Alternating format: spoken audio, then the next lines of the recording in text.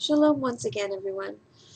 You know, last night I was very, very inspired by the Parsha, Canaan, that I'm going to read it. I think this is a most important Parsha, that if anybody wants to understand some major parts of Judaism, that this would be one of the Parshas that they would absolutely have to read to understand. Now, I'm not saying they don't have to read the whole Tanakh, but this is a major, major Parsha. So I'm going to read it. So it starts in Devarim, chapter 3, verse 23, or that would be Deuteronomy, chapter 3, verse 23. Vayetchanan. I pleaded with the Lord at that time, saying, O Lord God, you who let your servant see the first works of your greatness and your mighty hand, you whose powerful deeds no God in heaven or on earth can equal. Let me, I pray, cross over and see the good land on the other side of the Jordan, that good hill country and the Lebanon. But the Lord was wrathful with me on your account, and would not listen to me. The Lord said to me, Enough, never speak to me of this matter again.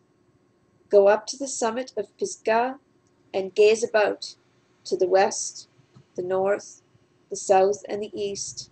Look at it well, for you shall not go across yonder Jordan. Give Yehoshua his instructions, and imbue him with strength and courage, for he shall go across at the head of this people, and he shall allot to them the land that you may only see. Meanwhile, we stayed on in the valley near Beth Peor. And now, O Israel, give heed to the laws and rules that I am instructing you to observe, so that you may live to enter and occupy the land that the Lord, God of your fathers, is giving you. You shall not add anything to what I command you, or take anything away from it, but keep the commandments of the Lord your God that I enjoin upon you.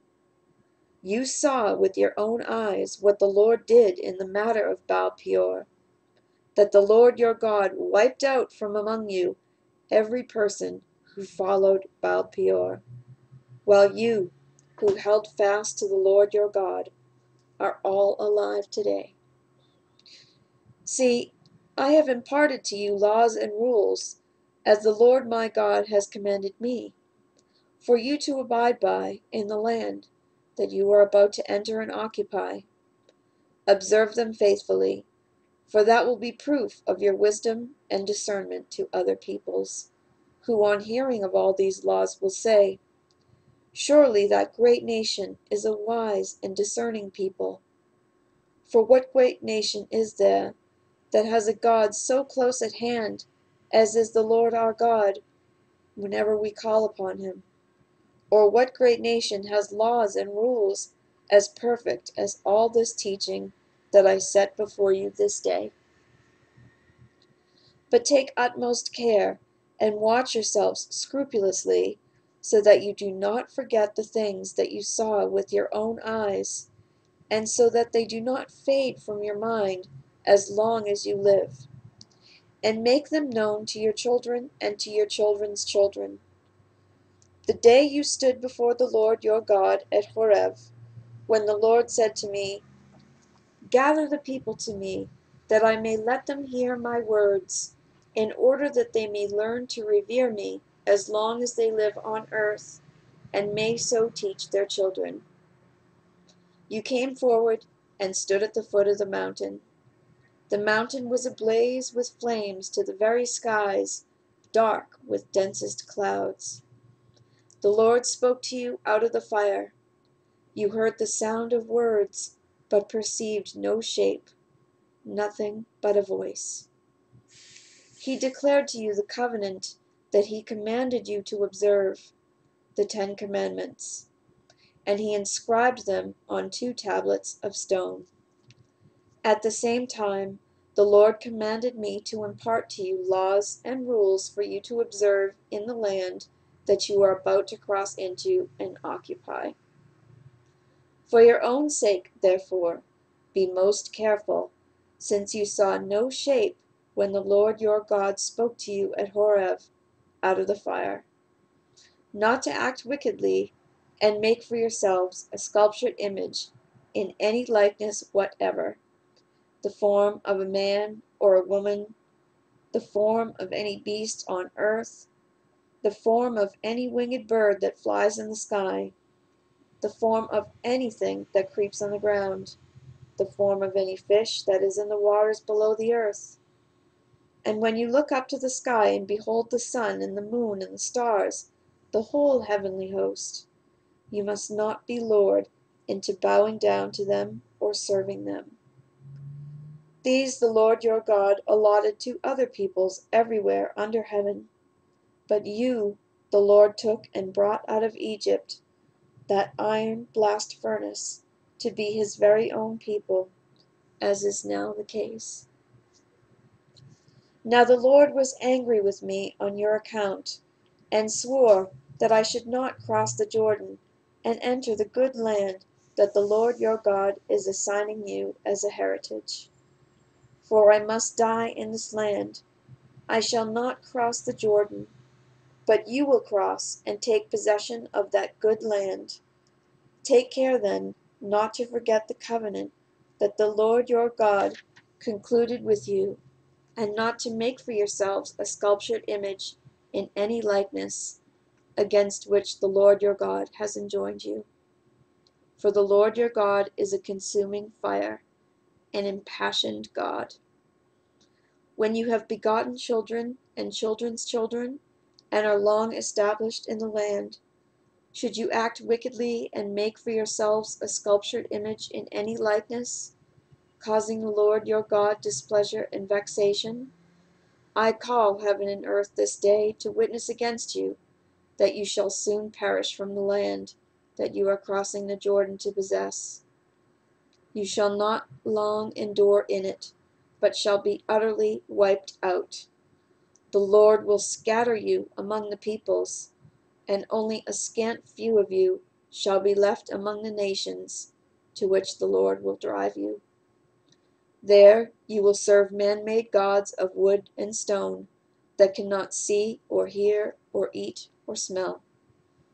But if you search there for the Lord your God, you will find him, if only you seek him with all your heart and soul. When you are in distress, because all these things have befallen you, and in the end, return to the Lord your God and obey him. For the Lord your God is a compassionate God. He will not fail you, nor will he let you perish. He will not forget the covenant which he made an oath with your fathers.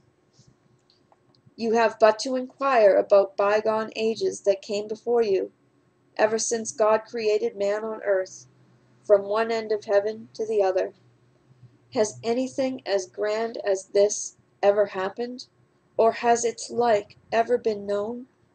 Has any people heard the voice of a God speaking out of a fire, as you have, and survived? Or has any God ventured to go and take for himself one nation from the midst of another by prodigious acts, by signs and portents, by war, by a mighty and an outstretched arm and awesome power, as the Lord your God did for you in Egypt before your very eyes? It has been clearly demonstrated to you that the Lord alone is God. There is none beside him. From the heavens he let you hear his voice to discipline you. On earth he let you see his great fire. And from amidst that fire you heard his words. And because he loved your fathers, he chose their heirs after them.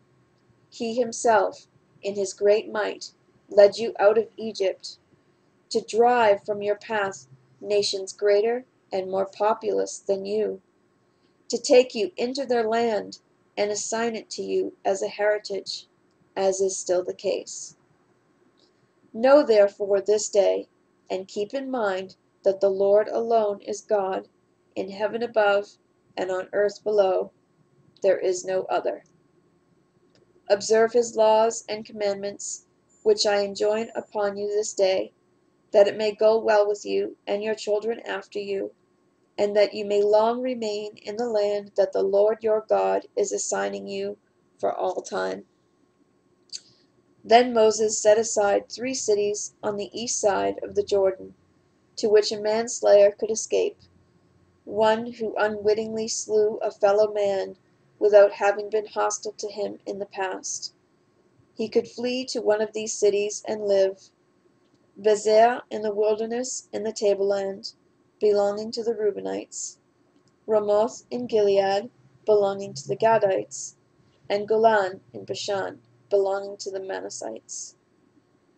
This is the teaching that Moshe set before the Israelites. These are the decrees, laws, and rules that Moshe addressed to the people of Israel after they had left Egypt, beyond the Jordan, in the valley of Beth Peor, and the land of King Sihon of the Amorites, who dwelt in Heshbon, whom Moshe and the Israelites defeated after they had left Egypt. They had taken possession of his country and that of King Og of Bashan, the 2 kings of the Amorites, which were on the east side of the Jordan, from Aroer on the banks of the Wadi Arnon as far as Mount Sion, that is, Hermon. Also the whole Arabah on the east side of the Jordan, as far as the sea of the Arabah, at the foot of the slopes of Pisgah. Now we'll stop there and continue with Devarim chapter 5, that is Deuteronomy chapter 5, and finish the Parsha of Vayetchanan. Thank you for listening.